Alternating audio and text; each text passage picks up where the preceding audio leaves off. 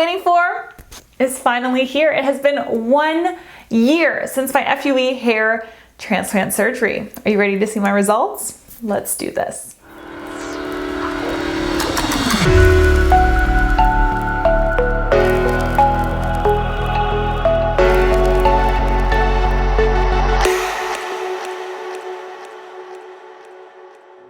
If you're new to the channel, welcome. My name is Gabby, and let me summarize my life in a nutshell for you so that you know how I got from there to here.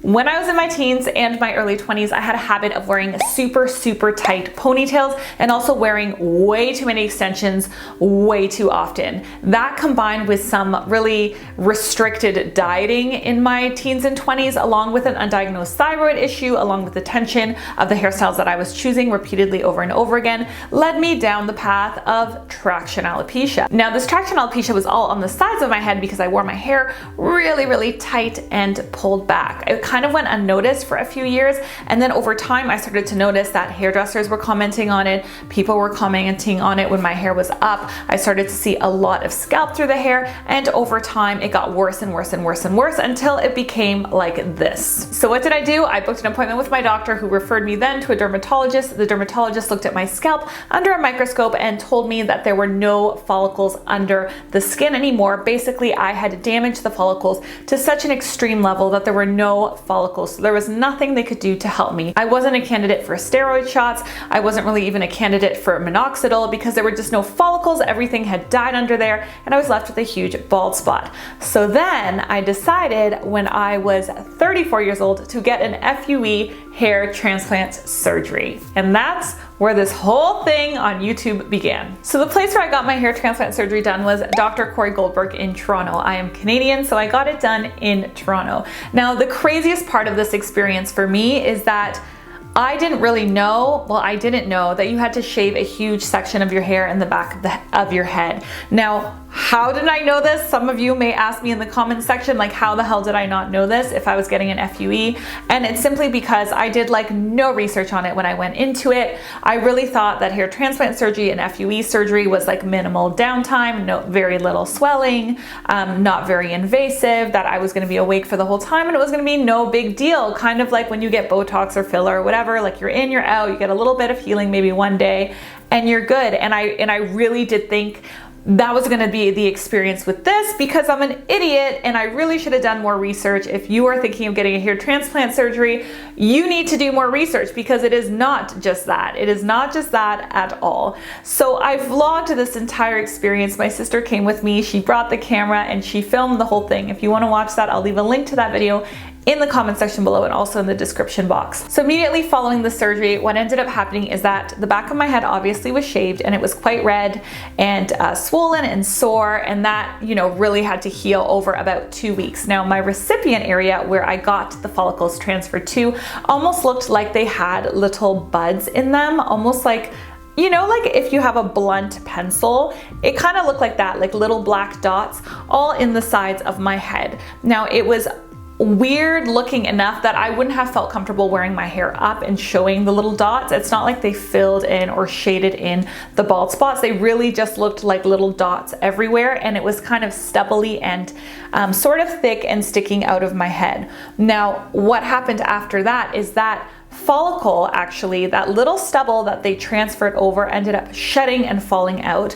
And then around 4 months, I ended up getting something called shock loss, which is very common in hair transplant surgery stories. So what ended up happening is all that hair around the area where the hair was transferred kind of freaked out because of the trauma and all fell out. So these bald spots that I have that were fairly large, but not overwhelmingly large, now became overwhelmingly large because all the hair around it also fell out. So around 4 months, you can see in this footage that I had an enormous opening or really big bald spot. And that was a little bit annoying, but the benefit to me is that they were on the sides of my head. So the top of my head I didn't have any issues with, and I just wore my hair over it. Now the back of my head also started to grow back in. So all of those donor area, that donor area where they removed the follicle, all the follicles that weren't removed, and I have a lot of hair in the back of my head, so there were quite a bit of follicles still there. They started to grow in, and I had about maybe an inch of hair left. Now if you plan to get this done, or if you've gotten this done already, you will know that around 5 months is when things start growing. They start growing, so you kind of go through a low the first 4 months where you get shock loss, you get a lot of balding showing. It just is like, it feels hopeless, okay? Those first 4 months, you're like, why did I do this? And then at 5 months, everything starts to grow and it starts to fill in so much. And then by 6 months, you have like quite a bit of hair growth. So you can see the footage here, my 6 months post-op. You can see how much growth I have here in the back. There's still a huge disconnect between the donor area and my actual hair length because that area is obviously growing in, but it hasn't caught up to the rest of my hair. But the sides, as you can see, you also have a ton of growth. So around 6 months is when kind of like the clouds part and you like see the sky and you're like, I did this and it was worth it. I got this. And after 6 months, I just found the growth just kept happening. I felt like things were filling in more. I felt like things were coming in thicker. At first, I felt like the hair that was growing out of the recipient area or the places, you know, where I transplanted the hair was a different texture than my actual hair. So I reached out to my friend Matt Dominance, who I've done lots of videos with, who's also had multiple hair transplant surgeries. And I asked him, like, what is going on with that? Is it because the back of my head is a bit thicker than the front, that the texture is different? Because I felt like when it started growing in, the texture on the sides was curly and coily and like more unruly than my actual hair, which is actually quite soft and kind of fine. And he said, no, that's not why it is that way. It's not because the hair back there is like that and the hair at the front isn't. It's just because when you first transfer over hair, that first cycle of hair growth is a little bit different. So if you are going through this and you notice that when your hair starts growing in, the texture is different, that's completely normal and it will resolve itself over time. I'm going to show you guys what my hair is like now, and it's not like that at all. So this is what my hair looks like in the recipient areas now that it's been 1 year post-op.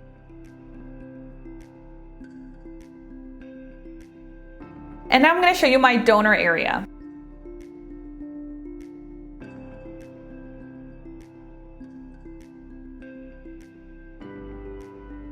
Now, I've been asked on Instagram and on DMs a lot. You guys can follow me on Instagram at GlamGirlGabby, and you can DM me if you have questions about hair transplant experience or your hair transplant or your hair loss. I was asked quite often through DM there about the donor area because I know that freaks a lot of people out. So I don't have any issues with my donor area. People were asking me if it looks like the donor hair has been taken out. I don't think that you can tell at all that the donor hair has been taken out. I even asked my hairdresser when I was cutting my hair short, and she told me that she could never tell that the donor hair was taken out, that it actually is so thick back there. Now, I obviously have pretty high density in the back of my head. If you have less density, then you may be able to tell a little bit, but I got 2,000 grafts moved from the back to the front, and you really can't tell. I don't think you can tell on how the hair grew out that there's holes or spacing or anything. It's completely seamless back there. So that's pretty amazing. As for the front of my hair texture is back to normal. So before I had a much curlier, kinkier texture when it started growing in, and now I'm feeling like it is just the normal texture that the rest of my hair on the sides are. And I'm also getting that growth, you know, to match now that blunt bob level. So it took about a year to get everything to the chin length, which is, you know, quite a long time. So I want to tell you guys that if you have long hair and you're getting a hair transplant, you do have to be prepared for the emotional ride that it is when it comes to growing the hair back. It's going to take quite a bit of time for that donor area to grow back, and it's going to take quite a bit of time for the transplanted area to grow and match the rest of your hair. Now, if you are a adaptable like me, you're okay with cutting your hair and changing it up, then you're in good hands. But if you're someone that's very committed to long hair, you might have a bit of a harder time because you're gonna have multiple hair lengths and varying hair lengths throughout your head as everything starts to even up and catch up. The last thing that I've been asked repeatedly over and over and over again on Instagram is whether or not I would do it again.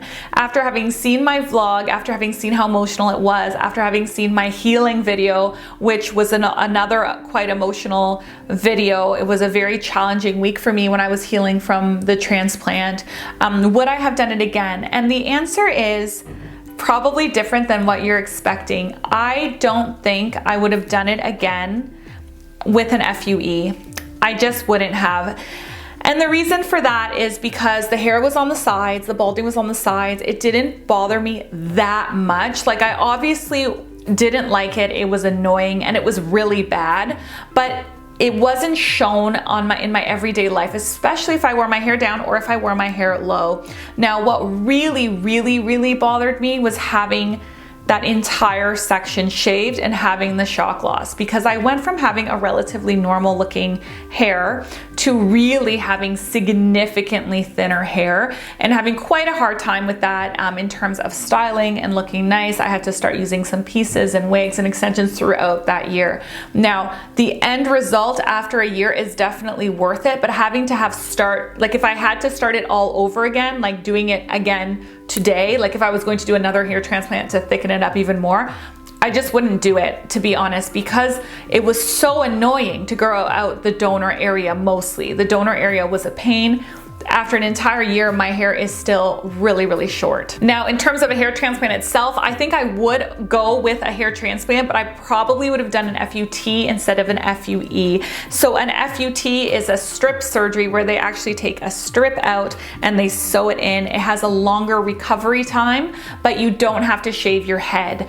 You also may get a scar on your head. A linear scar on the back of my head isn't something that's a game changer for me. It's not a deal breaker. It's less of a deal breaker than having to shave such a huge section of hair. So if I were to go back in time, even though the recovery of an FUT is longer, I would have just opted for that. I think I would have rather had a longer recovery, but a shorter duration of bad hair, if you know what I mean, because having a whole year of bad hair kind of sucks as a woman, especially a woman in beauty, and especially a woman in beauty in hair. I hope that doesn't sway you. If you're a woman and you're getting an FUE, or you're interested in an FUE, or you're scheduled for an FUE, then watch my entire series playlist. You'll kind of know what to expect from beginning to end and all of the emotions and experiences that I felt, and you'll also be able to see how my hair has changed from back then to now. Thank you guys so much for watching. If you found this video interesting, you may really like this one next. I'll see you in a few days. Bye.